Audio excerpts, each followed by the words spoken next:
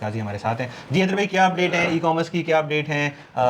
हमारे पास जो एक वॉर चल रही है और स्पेसिफिकली अगर बात करें तो टेक्नोलॉजी क्या रोल प्ले कर रही है या क्या कर सकती है इस वॉर में, और हमें एज ई कॉमर्स गाय क्या प्रिकॉशंस लेने चाहिए ठीक है आने वाले टाइम के हिसाब से? जी बिल्कुल।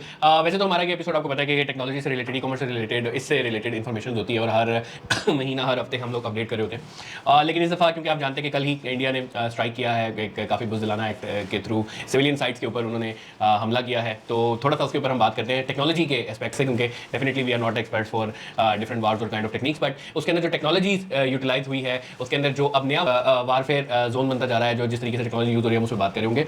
तो अगर आप देखें कि इससे पहले जितने भी हमले हुए हैं उसके अंदर बाकायदा जहाज़ों का आना, बॉर्डर को क्रॉस करना या आर्मी का कहीं रिटेलिएट करना, इससे रिलेटेड चीज़ें चलती होती थी। बट अब आप देखते हैं कि बॉर्डर क्रॉस भी नहीं करने की जरूरत पड़ती और आप वहाँ बैठे बैठे हमला कर रहे हैं। तो इसमें जो टेक्नोलॉजी इस वक्त यूज हो रही है, जिस तरह आपने देखा कि different platform, different companies, different profession के अंदर एआई का बहुत ज़्यादा रोल शामिल हो चुका है। तो इसी तरीके से वारफेयर जोन और वारफेयर एक्टिविटी के अंदर भी बहुत ज़्यादा टेक्नोलॉजी अब इन्वॉल्व हो गई है। बाकायदा आप लोग टारगेट्स आइडेंटिफाई करते हैं। अगर आप देखें कि इस वक्त बड़ा प्रिसाइज किस्म का अटैक हुआ है, कुछ शहरों में किया और स्पेसिफिक एरियाज में किया और उनको पता था एक्जैक्टली यही जगह है, सैटेलाइट व्यू है, फिर उसकी वीडियो रिकॉर्डिंग है, वो सारी शेयर की उन्होंने। तो ये सारी की सारी जो टेक्नोलॉजी उन्होंने इस वक्त इसराइल से भारत ने ली है, कुछ अपनी टेक्नोलॉजी पे काम किया, कुछ ड्रोन्स को इन्वॉल्व किया, फिर कुछ क्वाड कॉप्टर्स को इन्वॉल्व किया। तो स्पेसिफिकली टारगेटेड एरियाज पे टारगेट करने के बाद मिसाइल्स को और उसकी टेक्नोलॉजीज को यूज करते हुए इंडिया ने ये हमला किया है। और ना सिर्फ इंडिया के साइड पे बल्कि पाकिस्तानी साइड पे भी बहुत ज्यादा यूटिलाइज हो रही है। चाइना ने इसमें बहुत ज्यादा सपोर्ट किया है, बहुत ज्यादा सैटेलाइट व्यूअरशिप और सैटेलाइट की थ्रू चीजों को मॉनिटर किया गया है। पाकिस्तान को पहले से ही पता था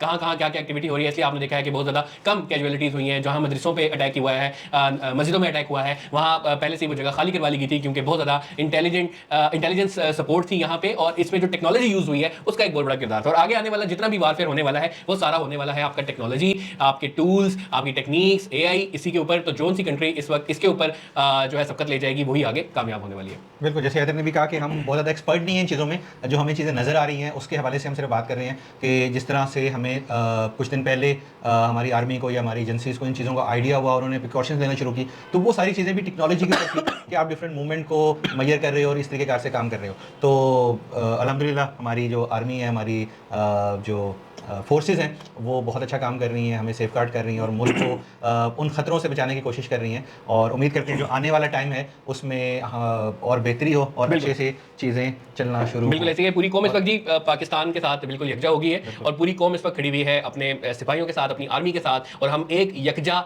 हैं। ये अगर किसी को भी इस वक्त ये जहन में ज़रा सा भी खलल है ना कि हम लोग डिवाइडेड हैं, तो ऐसा बिल्कुल भी नहीं। हम अपनी पाक फौज के साथ खड़े हुए हैं और इंडिया को मुंह तोड़ जवाब ना सिर्फ दिया गया है, जहाँ ये बॉर्डर पार से जहाज उड़ा दिए गए हैं, और आगे आने वाले टाइम में बहुत ज़्यादा सेंसिटिव ये टाइम है और बहुत कुछ होने जा रहा है। और ये हम बता दें कि वी आर यूनाइटेड और इंशाल्लाह इंडिया आपको बहुत ज़बरदस्त जवाब इस पर मिलेगा। बिल्कुल। और रात से बेसिकली जो एक्टिविटीज़ चल रही हैं कि आप जो भी टीवी चैनल देख रहे हो या आप किसी पॉलिटिशियन की बात कर रहे हो, वो अपनी पार्टी, अपने लीडर की बात नहीं कर रहा, वो सिर्फ पाकिस्तान की बात कर रहा है, वो सिर्फ आर्मी की सपोर्ट कर रहा है। तो ये आई थिंक जो कल रात गुजरी और ये जो मौके हैं ये वो होते हैं कि हम वाकई में यूनाइटेड हैं, हम सब एक हैं। हमारी अंदर की इंटरनल लड़ाई है जो कि हम लोग आपस में खेल रहे हैं, पर अगर कोई बाहर से आके हमला करता है तो हम उसके लिए हम सब एक बन के खड़े हुए हैं। इंशाल्लाह आगे आने वाले टाइम में भी हम आपको अपडेट करते रहेंगे। चलते हैं।